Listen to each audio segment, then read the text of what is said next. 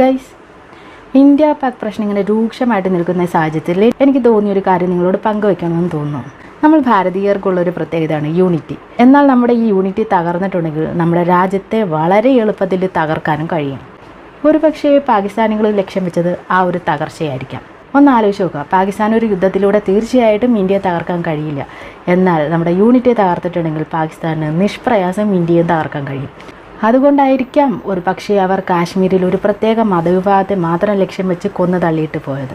അതിലൂടെ അവർ ഉദ്ദേശിക്കുന്നത് നമ്മുടെ ഇടയിലുള്ള മതങ്ങളെ തമ്മിൽ തല്ലിക്കുകയും നമ്മൾ തമ്മിൽ തല്ലിപ്പിരിഞ്ഞിട്ടുണ്ടെങ്കിൽ നമ്മുടെ രാജ്യത്തെ തകർക്കാൻ എളുപ്പമായിരിക്കും എന്നതുമായിരിക്കാം.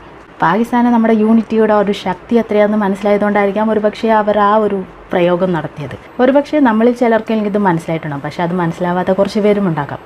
ഈ കുറച്ച് സത്യങ്ങളൊക്കെ ഒന്ന് മനസ്സിലാക്കുകയാണെങ്കിൽ നമ്മൾ ഇന്ത്യയിലുള്ള ജനങ്ങളെല്ലാം ഒറ്റക്കെട്ടായിട്ട് നിന്നിട്ടുണ്ടെങ്കിൽ മറ്റൊരു ശക്തിക്കും നമ്മളെ തകർക്കുവാനും കഴിയില്ല. നമുക്ക് നമ്മുടെ രാജ്യത്തെയും നമ്മുടെ തന്നെ ജീവനെയും നമ്മുടെ സഹോദരങ്ങളുടെ ജീവനെയും തീർച്ചയായിട്ടും സംരക്ഷിക്കാൻ കഴിയും.